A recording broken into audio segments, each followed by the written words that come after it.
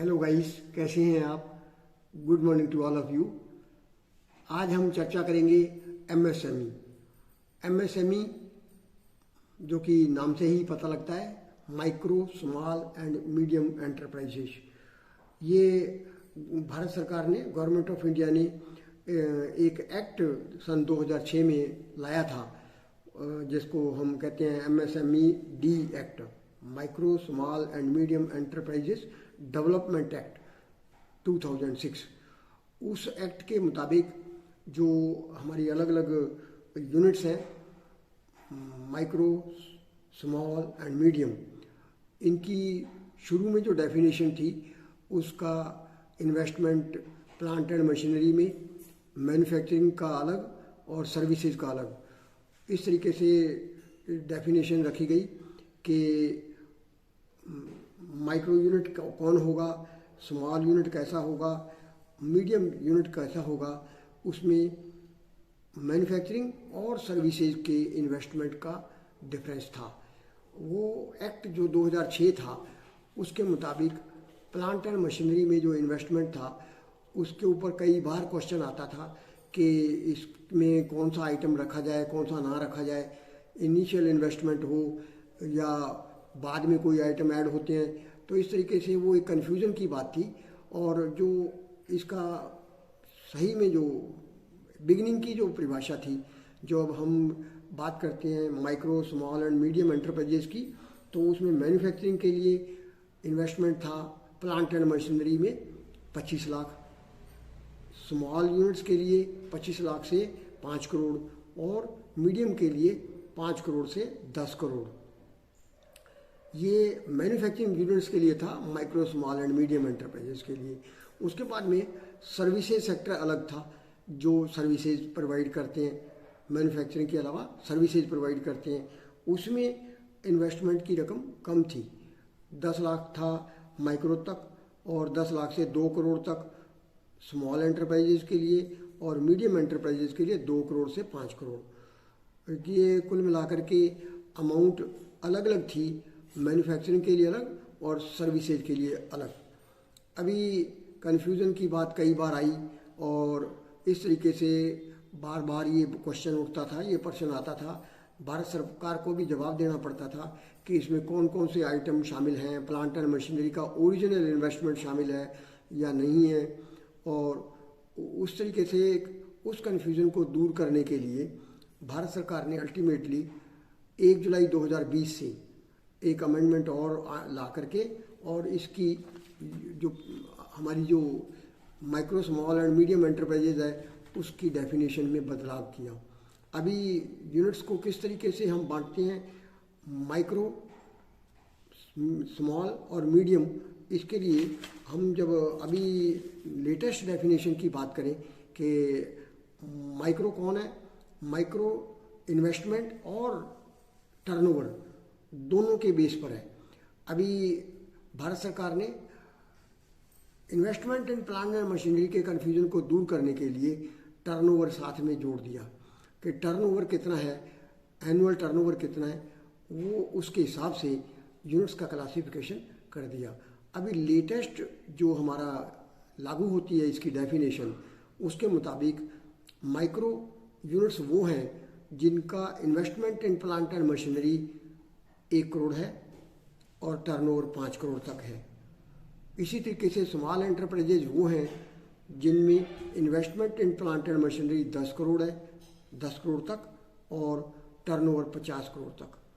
इसी तरीके से मीडियम एंटरप्राइजेज में investment in plant and machinery 50 crore तक है और टर्नओवर 250 करोड़ तक है।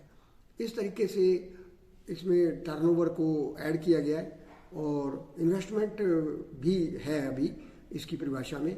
ये 1 जुलाई 2020 से लागू है। इसमें सबसे बड़ी बात क्या है कि एमएसएमई की इम्पोर्टेंस बहुत है। हमारे कंट्री की जो जीडीपी है उसकी ग्रोथ में कम से कम 30% का कंट्रीब्यूशन है और इस एमएसएमई का टेक केयर करना हम सब का जिम्मेवारी है, क्योंकि इससे एम्प्लॉयमेंट जनरेशन होता है। प्रोडक्शन होता है, एम्प्लॉयमेंट जनरेशन होता है। और अभी इसके लिए अलग अलग संस्थाएं क्या क्या करती हैं ये हम चर्चा करेंगे। बैंक्स क्या करते हैं, गवर्नमेंट ऑफ इंडिया क्या करती है, रिजर्व बैंक ऑफ इंडिया क्या करती है, सभी का बहुत योगदान है। क्योंकि एमएसएमई सबके लिए सबसे बड़ी बात प्रोडक्शन तो है ही है, इससे एम्प्लॉयमेंट जनरेशन होता है और हमारी जनता को रोज़गार मिलता है। अभी पिछले करीब 5-6 सालों में, सपोज के 1 अप्रैल 2016 से हम अगर देखें तो कोई बहुत अच्छा पीरियड एमएसएमई के लिए नहीं रहा है। करीब 5 लाख कंपनियां बंद हो गई, 5 लाख कंपनियां बंद हो गई। और उसके लिए क्या क्या कारण रहे ये भी सोचने की बात है। अकेला उत्तरी भारत में, नॉर्थ इंडिया में 64,000 यूनिट्स बंद हो गई। इसके लिए कारण अलग अलग रहे और ख़ास करके अगर हम बात करें तो कई प्रॉब्लम्स आई। डीमोनेटाइजेशन से काफ़ी कंपनियों को दिक्कत आई, फिर जीएसटी रोल आउट हुआ और फिर पेंडेमिक आया। मोटे तौर पर ये 3-4 कारण थे। डीमोनेटाइजेशन से भी बहुत यूनिट्स बंद हुए, क्योंकि काफ़ी यूनिट्स जो हैं वो कैश में काम करते थे, अकाउंट्स के थ्रू काम करने में उनमें दिक्कत आती थी, तो डीमोनेटाइजेशन से असर हुआ। फिर जीएसटी के रोल आउट होने के बाद में, क्योंकि उसकी प्रॉपर अकाउंटिंग रखना पड़ता है, और ये हमारे यहाँ सिस्टम ऐसा था कि अनअकाउंटेड काम ज़्यादा था। पर उससे भी एक बड़ी बात थी कि एम्प्लॉयमेंट तो मिलता था, और फिर बाकी का पेंडेमिक का असर हो गया। तो ये 3-4 कारण थे जिनसे हमारे एमएसएमई को काफ़ी सेटबैक लगा। अभी हम चर्चा करेंगे कि हमारे बैंकों ने इसके लिए क्या फैसिलिटीज़ दे रखी हैं। काफ़ी कुछ किया हुआ है, भारत सरकार ने क्या किया हुआ है, रिजर्व बैंक ऑफ इंडिया से क्या सपोर्ट है। इन सब बातों को हम चर्चा करेंगे हमारे अगले वीडियो में। आज का हमारा जो विषय है वो सिर्फ इसकी परिभाषा को समझने का है, और लेटेस्ट जो हमारा इसके लिए एमएसएमई एक्ट में जो अमेंडमेंट है 1 जुलाई 2020 से, वो परिभाषा के मुताबिक मैं एक बार फिर रिपीट कर दूं कि माइक्रो यूनिट्स हैं, उनमें investment in plant and machinery 1 crore है, टर्नओवर 5 करोड़ तक है। स्मॉल यूनिट्स जो हैं उनमें 10 करोड़ तक का इन्वेस्टमेंट है और 50 करोड़ तक का टर्नओवर है। और मीडियम एंटरप्राइजेज में इन्वेस्टमेंट 50 करोड़ और टर्नओवर 250 करोड़ तक का है। ये इनकी परिभाषा है। एमएसएमई की परिभाषा जानना ज़रूरी है, क्योंकि किसी भी हमारे कंपटीशन के या आपके इंटरव्यू के लिए ये एमएसएमई जानना बहुत ज़रूरी है।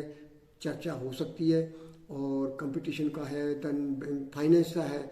अभी जो लोग बैंकों में काम करते हैं या एमएसएमई से रिलेटेड कोई भी हमारे इंडस्ट्रियलिस्ट हैं, उनको इसकी जानकारी होना ज़रूरी है। भारत सरकार, बैंक, रिजर्व बैंक क्या क्या करते हैं ये हम अगले विषय में चर्चा करेंगे अगले वीडियो में। आज बस इतना ही। Thank you very much. हंसते रहिए, हंसाते रहिए। Thank you very much. और मैं एक बात और कहूँगा कि अभी जैसा मैंने कोशिश की है कि आप लोगों को इसकी परिभाषा शेयर करने की, आप लोगों से शेयर जो किया है, अगर आप लोगों को इसमें कुछ भी बात समझ में आती है तो आप लोग शेयर करें। हमारे एक दूसरे से नॉलेज बढ़ाने से बढ़ता है। आप बात करेंगे, जितना ज़्यादा बात करेंगे उतना ज़्यादा आप लोगों को इसकी जानकारी बढ़ेगी। मेरे वीडियो से आपको कुछ भी फ़ायदा मिले तो आपका बड़ा मेरे को अच्छा लगेगा। आप लाइक करें, शेयर करें, और मेरे इस चैनल को सब्सक्राइब करें। ज़्यादा से ज़्यादा इसको प्रमोट करें। ये आप सब लोग करेंगे तभी ये नॉलेज आगे बढ़ता जाएगा। Thank you very much. Good luck. Bye.